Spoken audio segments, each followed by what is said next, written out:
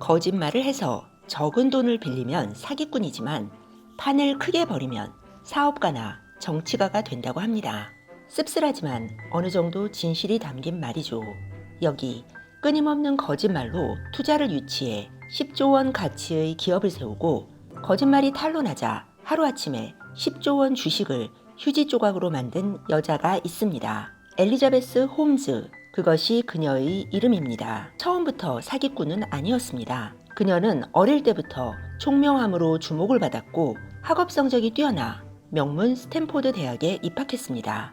그녀의 아버지는 분식회계 사건으로 유명한 앨론의 전 부사장이며 어머니는 의회위원회 직원이었습니다. 중국어를 스스로 배워 유창하게 구사할 정도로 똑똑했죠. 어릴 때부터 어른들이 뭐가 되고 싶냐고 물으면 백만장자가 되고 싶다고 대답할 정도로 당돌했습니다. 이런 그녀의 우상은 바로 스티브 잡스였습니다. 그녀는 2004년 스탠포드를 중퇴하고 의료 스타트업 기업인 테라노스를 설립합니다. 굳이 대학을 중퇴할 필요는 없었지만 아마도 빌 게이츠, 스티브 잡스, 마크 저커버그 등 명문대를 중퇴하고 실리콘밸리에 신화를 쓴 인물들을 닮고 싶었던 것 같습니다. 그녀의 비밀 병기는 손가락 끝의 피 몇 방울로 250가지 질병을 진단할 수 있는 혈액검사 키트 에디슨이었습니다. 그 전까지는 혈액검사를 하려면 주사기 한 대 분량의 피를 체열해야 한다는 것이 정설이었습니다.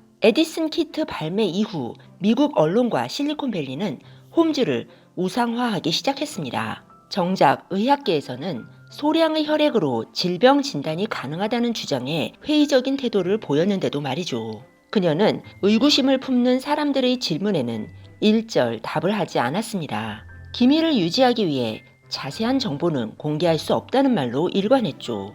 에디슨의 기술을 증명할 실험 결과도 발표하지 않았고 투자자들은 기술 설명을 듣지 않겠다는 조건에 동의해야만 투자할 수 있었습니다. 그런 기업에 누가 투자를 하냐고요?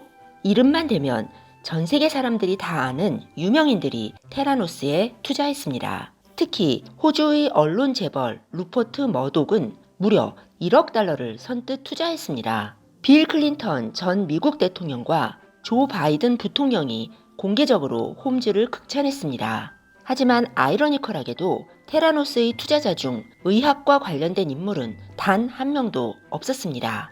이렇게 유력자들의 후원을 등에 업은 홈즈를 의심한다는 것은 곧 그들의 판단력을 의심한다는 소리와 같았습니다. 당연히 아무도 의심하지 않았습니다. 의문을 품은 것은 바로 테라노스의 직원들이었습니다.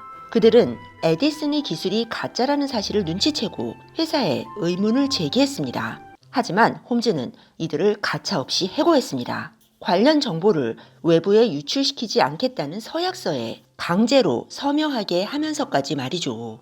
만약 용기 있는 몇몇 내부 고발자들이 아니었다면 홈즈의 사기극으로 인해 피해를 본 사람들과 피해 규모는 훨씬 더 커졌을 것입니다. 해고된 직원들은 퓰리처상을 2번이나 수상한 월스트리트 저널 기자 존 캐리루를 찾아갔습니다. 그리고 캐리루는 집요한 추적 끝에 테라노스의 기술력은 새빨간 거짓이며 250개 질병 중 실제로 에디슨이 진단할 수 있는 것은 10가지 정도에 불과하다는 사실을 밝혀냈습니다. 2016년 테라노스의 주식은 휴지 조각이 되었고 새빨간 거짓말을 믿고 테라노스에 투자한 투자자들의 돈은 허공으로 사라졌습니다. 20대 초반의 젊은 여성이 어떻게 미국 전체를 대상으로 이처럼 엄청난 사기극을 펼칠 수 있었을까요? 어쩌면 처음부터 사기를 칠 생각은 아니었는지도 모릅니다. 자신이 생각한 기술이 실현될 수 있을 것이라고 굳게 믿었고 끝까지 그 환상을 붙잡고 싶었는지도 모릅니다. 하지만 마냥 그렇게 보기에는 그녀의 거짓말이 너무나 철두철미했습니다. 에디슨의 원리를 묻는 기자에게 홈즈는 이렇게 대답했습니다. 먼저 실험을 한다. 실험 결과가 나온다.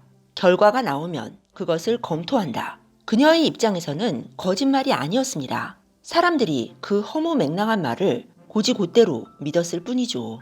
이런 엄청난 일이 일어난 첫 번째 이유는 성공 신화에 열광하고 스타에 집착하는 미국 문화에 있습니다.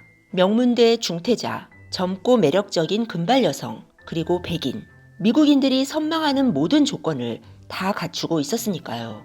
홈즈는 미국 대중의 이러한 심리를 간파하고 이것을 철저하게 이용했습니다. 신뢰감을 주기 위해 일부러 남자처럼 저음의 목소리로 말을 했고 스티브 잡스처럼 검은색 터틀넥을 입고 공개석상에 모습을 드러냈습니다. 실제 머리 색깔은 갈색인데 창업한 이후에는 금발로 염색했습니다. 게다가 홈즈는 실리콘밸리에서 흔히 볼 수 있는 인도계나 중국계도 아니고 유대인도 아니었습니다.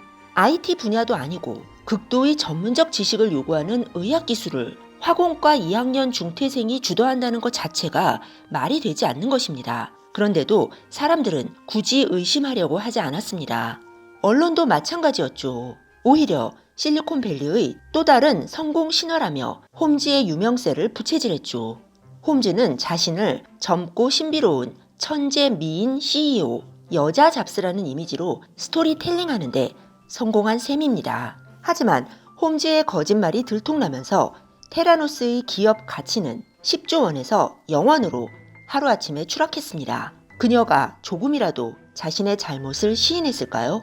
당연히 아닙니다. 아직도 자신은 거짓말을 하지 않았다고 주장하면서 최고의 변호인단을 선임해서 법정 투쟁을 벌이고 있습니다. 유죄가 인정되면 평생을 감옥에서 보내게 될 수도 있는데도요. 어쩌면 엘리자베스 홈즈는 우리가 흔히 말하는 과대망상증 환자이거나 사이코패스인지도 모릅니다. 모든 것을 자신의 입장에서만 생각하고 다른 사람들의 감정이나 상황에는 조금도 공감하지 못하는 종류의 사람들 말이죠. 실제로 홈즈의 사진을 보면 부자연스러울 정도로 유난히 눈을 크게 뜨고 있는데요. 그 눈빛에서 섬뜩함이 느껴진다고 말하는 사람들이 꽤 많습니다. 직원들의 말에 따르면 실제로도 홈즈는 대화할 때 눈을 잘 깜빡이지 않는다고 합니다. 테라노스에서 근무하던 한 직원이 에디슨 기술에 대한 의문을 제기하고서 해고될 것을 두려워해서 자살했을 때도 홈즈는 무척이나 사무적이고 냉랭한 태도를 보였다고 합니다. 게다가 목소리를 일부러 저음으로 변조해서 낸다는 사실이 알려지면서 홈즈의 치밀성에 대해서 모두가 치를 떨게 되었죠. 일반인들은 전문 분야에 대한 지식이 없기 때문에 벤처 기업의 기술을 잘 이해할 수 없습니다. 하지만 우리에게는 최소한의 상식이 있습니다. 성공 신화는 아주 드물고 그 신화를 이루어낸 인물들에게는 하나같이 증명된 비범함이 있습니다. 빌 게이츠는 고등학교를 다닐 때부터 컴퓨터의 신동 소리를 들었으며 스티브 잡스도 많은 성공과 실패를 경험한 후에 비로소 아이폰을 세상에 내놓았습니다. 테슬라의 창업자 앨런 머스크도 여러 기업들을 창업하면서 순탄한 길을 걸어온 것 같지만 실제로는 엄청나게 고생을 많이 했습니다. 게다가 재료공학 박사 과정을 중퇴할 정도로 자신의 사업 분야에 전문성을 갖고 있었습니다.